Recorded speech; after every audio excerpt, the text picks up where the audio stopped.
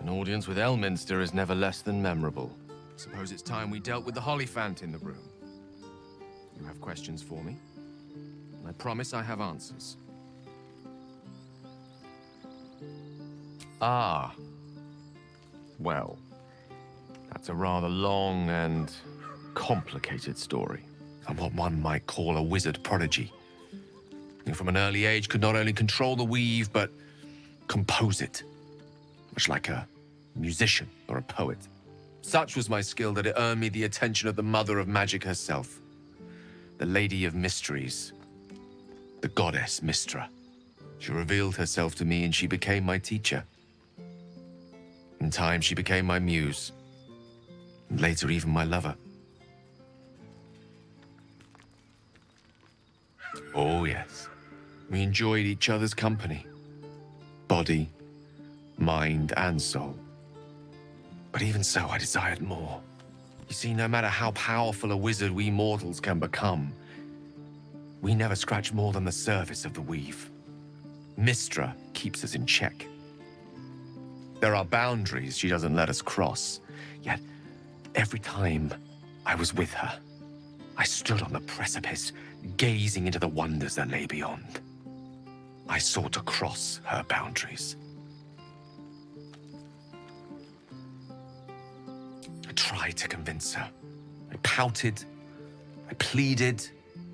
Swore my ambition was only to serve her better.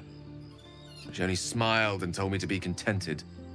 But inconceivable as it seems to me now, I shared a bed with a goddess, and yet I wasn't satisfied. So I sought to prove myself worthy to her instead. We come now to the crux of my folly. Shall I share the story behind it, or would you rather head straight to its sordid finale?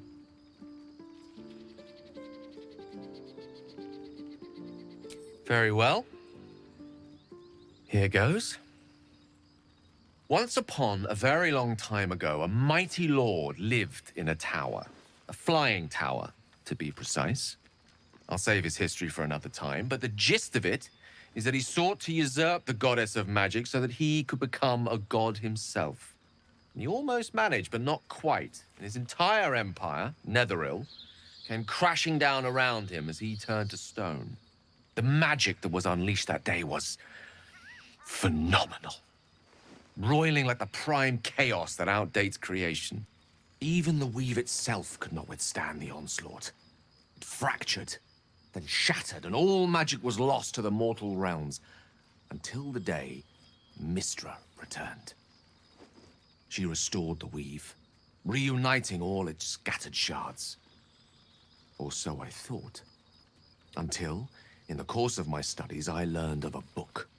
A Netherese tome in which a piece of the fractured weave had been sealed beyond her reach. What if, I thought, what if, after all this time, I could return this lost part of herself to the goddess?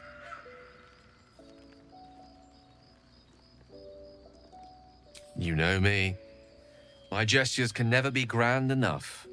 I was certain that this deed of raw power, draped in romance, would convince Mystra to take me by the hand and welcome me into her hitherto forbidden domains.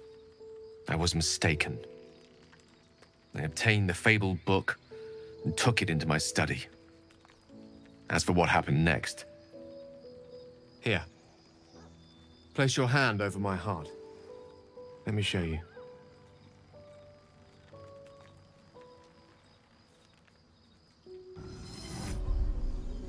You feel the tadpole quiver as you realize Gale is letting you in.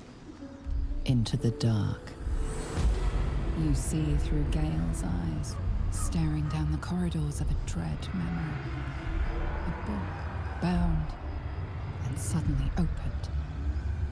Inside there are no pages, only a swirling mass of blackest weave that pounces.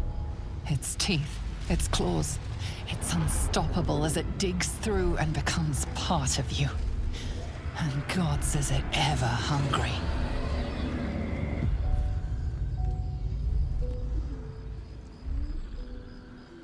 Thankfully, the moment I absorbed the fragment wasn't enough to kill me outright. It was only the beginning.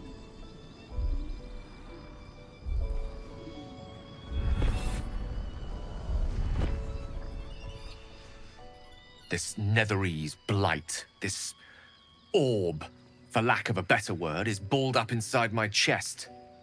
And it needs to be fed. As long as I absorb traces of the weave from potent enough sources, it remains quiet. Were it ever to fully destabilize, however.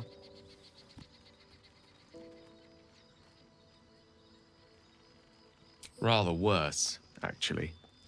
I will erupt.